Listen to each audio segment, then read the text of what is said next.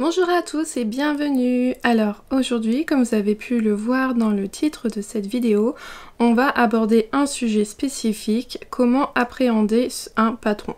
Voilà, donc aujourd'hui je vous demande pas de tricot ou quoi que ce soit, ça va être un petit instant blabla entre nous, voilà, pour vous donner en fait mes petits conseils avant de débuter un tricot.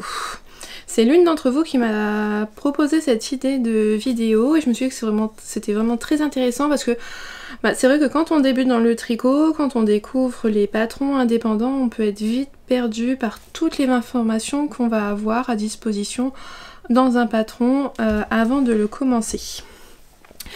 Donc voilà, vous avez un patron, vous l'aimez, c'est un coup de cœur, vous avez envie de le tricoter, mais vous ne savez pas trop par où commencer. Première chose à faire, selon moi, choisir sa laine. Donc en fonction du projet que vous allez faire, vous allez avoir le choix entre plein de laines différentes. Donc quand on parle de laine, ça peut être de la laine. Dans ces cas-là, ça veut dire que c'est de la laine qui provient de différents moutons, différentes races. C'est un mélange et on ne sait pas trop. Voilà, c'est grossièrement ce qu'on appelle de la laine. Après vous allez avoir donc des choses plus spécifiques, hein. Mérino, ça vient du mouton mérino. Quand vous allez avoir du mohair, donc c'est un fil de soie avec du mohair, donc qui provient des chèvres angora. Donc voilà, vous avez vraiment plein. Vous avez du Blueface Leicester, du Masham, Courrier d'Al. Voilà, après pour les laines à chaussettes, vous aurez du mérino et du nylon. Donc c'est une base synthétique mais qui permet d'avoir un fil plus résistant pour le long terme pour des chaussettes vu qu'on les use quand même beaucoup. Elles sont sujettes au frottement. Donc voilà, vous allez avoir plein de choix différents pour votre projet.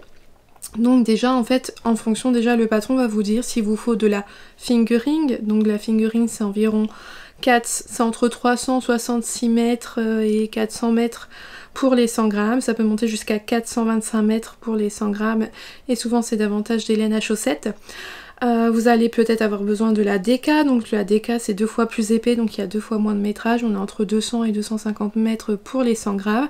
Donc là, moi je vous parle pour 100 grammes, ça veut dire que c'est le conditionnement en écheveau, c'est ce qu'on trouve chez les teinturières indépendantes notamment. Voilà, les teintures à la main, ça se fait sur des écheveaux de 100 grammes. Après vous allez avoir donc en fait la même chose, hein, de la fingering en pelote, donc que ça soit chez Filles d'Art, Bergère de France, Drops, Lang. Là ça sera donc des pelotes de 50 grammes et donc de la fingering vous aurez 200 mètres et de la DK vous aurez environ 100-115 mètres pour 50 grammes. Donc voilà, ça c'est tout dépend, ça ne change rien en fait, ce qu'il faut faire attention c'est la grosseur du fil et donc c'est en fait le métrage, soit faire attention de bien se reporter pour 100 grammes ou pour 50 grammes.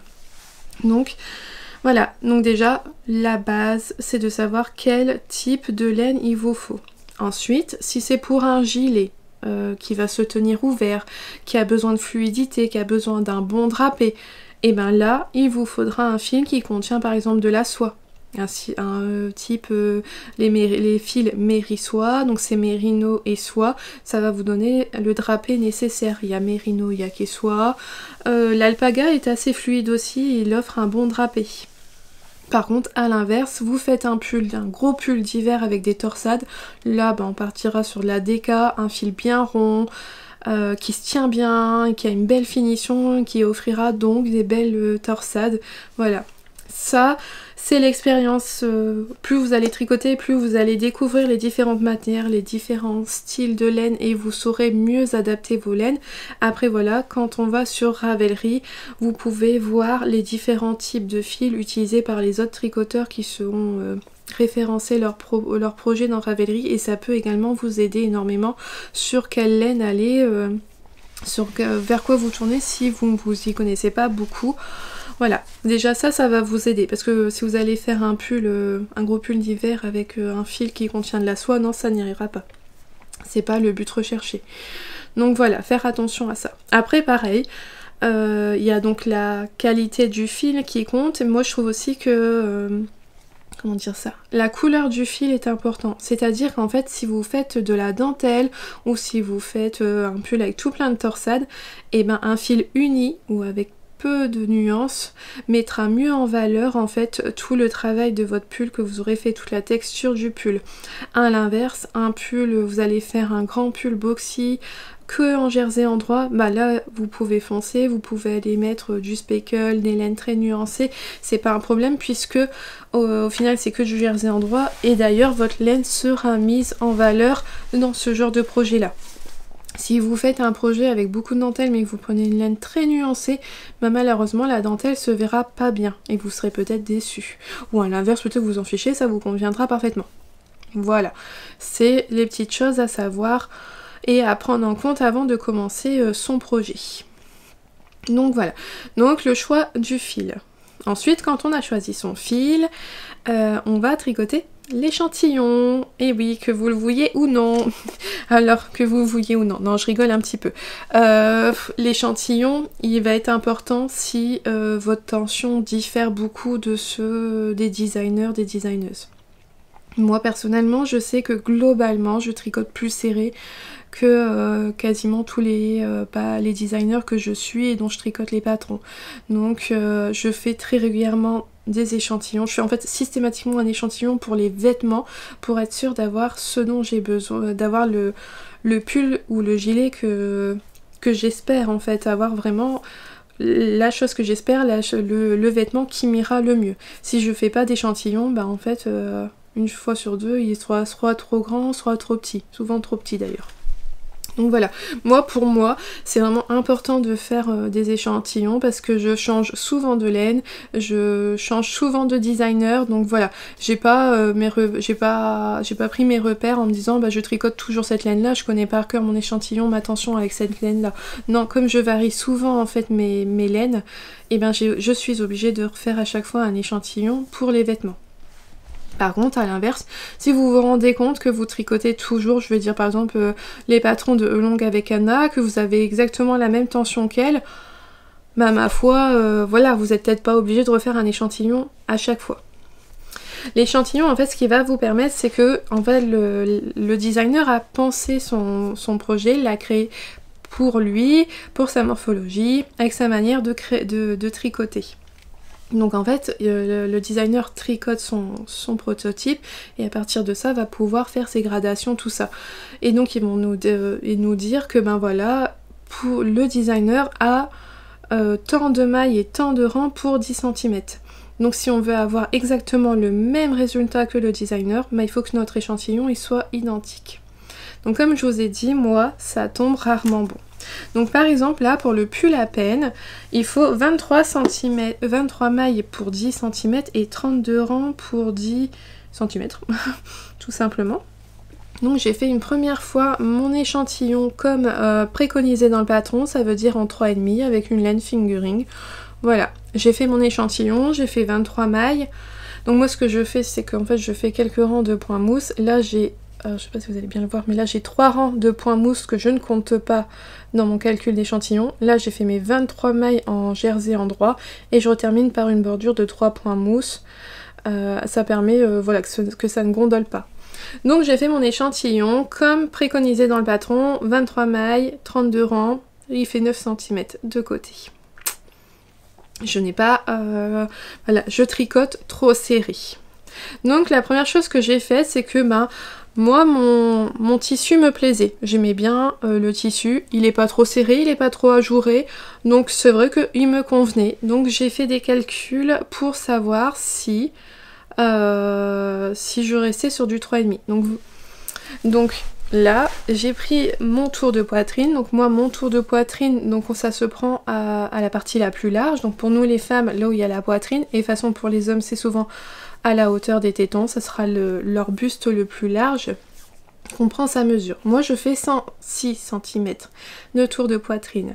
Le pull à peine est recommandé entre 0 à 8 cm d'aisance positive. Ça veut dire qu'en fait moi je devrais donc prendre ma taille 106, donc ça correspond à 0 cm d'aisance positive, plus je peux aller jusqu'à plus 8 cm, donc ce qui me fait 114 cm au total d'aisance positive comme c'est recommandé dans le patron. Donc le pull à peine il a plusieurs tailles, si je me trompe pas il y a 11 tailles au total. Et Et ben je ne sais plus, je vais regarder parce que j'ai oublié les tailles. Alors il y a 11 tailles il me semble. Et voilà par exemple il y a la taille 102 cm. Donc de tour de poitrine tricot fini, donc parce que là l'échantillon il est lavé, bloqué pour vraiment avoir la même chose qu'une fois que notre pull sera fini. Donc il y a 102 cm, 112 cm ou 122 cm. Ben, ça va de 82 à 162, mais moi là je vous parle par rapport à ma taille. Donc moi je fais 106 cm, donc je devrais me tourner vers les 112 cm, ce qui me donnerait 6 cm d'aisance positive. Et donc je me trouve bien dans la fourchette qui est proposée de 0 à 8 cm.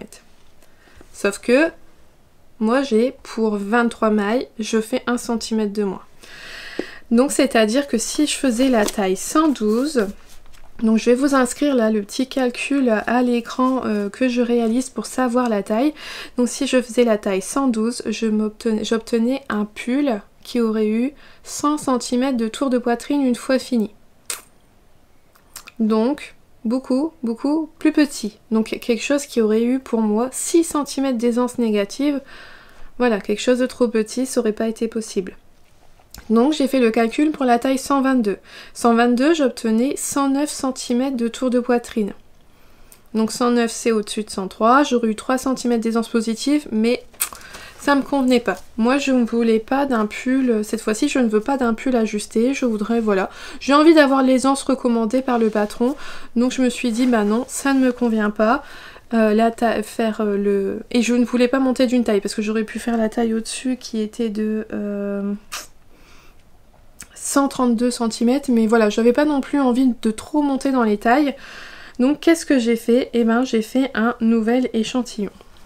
Donc voilà, le premier qui fait 9 cm et celui-là je l'ai refait et j'ai juste augmenté d'une taille, au lieu de faire en 3,5, je l'ai fait en 3,75. Et là j'obtiens les 10 cm requis pour faire mon pull. Donc, comme j'ai le bon échantillon, bah cette fois-ci je pars vraiment sur la taille 112 et j'obtiendrai normalement, si tout va bien, un pull avec 112 tours de buste et donc moi ça fera sur moi 6 cm d'aisance positive. Voilà, donc moi j'ai fait une taille au-dessus en 3,75. Je ne suis pas montée jusqu'en 4 parce qu'en 4 le tissu aurait été trop ajouré. Là vous voyez déjà quand on tire dessus un peu ça, c'est un petit peu ajouré. Donc non, je ne voulais pas monter au-dessus. C'est ça aussi qu'il faut faire attention, si votre échantillon il est pas bon, si vous descendez trop vous aurez peut-être un tissu trop serré, si vous montez trop vous aurez un tissu trop ajouré et ça ne correspondrait pas à ce que vous voulez. Alors après j'aurais pu faire en 3,5 et la taille 122 pour avoir 109 si j'avais souhaité avoir un pull ajusté. Parfois c'est des choses que je fais. Je sais que j'ai fait le pull Madoka de Marguenet, Marianne Munier. J'ai dû faire la taille 92 pour avoir une taille 100, 105 à peu près parce que mon échantillon était pas bon, mais ça m'a permis d'avoir un pull qui était ajusté et c'est ce que je voulais pour ce modèle là. C'était mon choix, donc j'ai adapté en fait, mon échantillon était pas bon, avec les calculs j'ai adapté pour choisir la taille qui me correspondait à ce que je voulais, un pull ajusté. Après par exemple le Love Note qui était un pull large cropped, moi je voulais pas du tout de ça. Au lieu de faire la taille L qui m'aurait donné un pull très large et cropped, moi j'ai tricoté la taille XS, donc j'ai eu quelque chose d'ajusté et j'ai pu allonger le corps puisque j'ai utilisé beaucoup moins de laine que prévu et j'ai allongé le corps pour avoir un pull long. Voilà. Après il y a des pulls que j'ai suivi exactement ce qui était marqué, comme le pull mi-feuille qui demande beaucoup d'aisance positive. Je crois que c'est la première fois que je faisais un pull avec autant d'aisance positive. J'ai tout respecté à la lettre et c'est vrai que voilà, le pull a un très beau tombé et j'aime beaucoup le rendu. Et là on est sur du 15 ou 20 cm d'aisance positive. Donc tout dépend toujours de ce que vous voulez. Mais par exemple le pull millefeuille, Loli l'a fait, la designeuse prévient bien que si on ne suit pas l'aisance positive, on va avoir un problème au niveau de l'emmanchure parce que l'emmanchure elle est conçue pour bien aller à notre bras malgré le fait qu'on ait parfois 30 cm d'aisance positive. Donc voilà, il faut aussi faire attention aux indications que peuvent mettre les designers dans leur patron. Alors je pense avoir fait le tour de tout ce que j'avais à vous dire sur comment appréhender son tricot.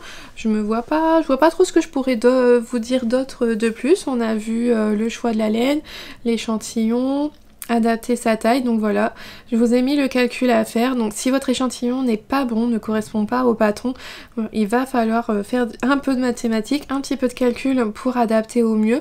Pareil, si vous voulez modifier le patron, que vous ne désirez donc pas avoir la même aisance que le patron, bah pareil, il va vous falloir faire des calculs pour savoir quelle est la taille qui vous convient le mieux.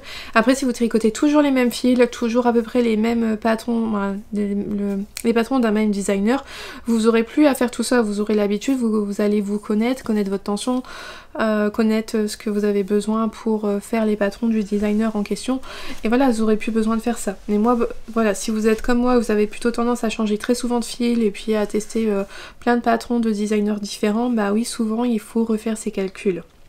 Petite chose que j'ai pas dit par rapport à l'échantillon, moi personnellement je fais mon échantillon à plat, voilà, je me contente de faire ce petit carré là, ça me suffit. Il y a des gens qui vont faire des plus grands échantillons parce qu'ils n'auront pas la même tension quand ils débutent un tricot, quand ils font des petits rangs, que quand ils vont commencer à faire tout des longs rangs, par exemple tout un corps, ils vont peut-être être plus lâches parce que ben voilà, il y a plus de mailles, il y a plus de matière, le câble est plus grand, ils vont être peut-être plus lâches.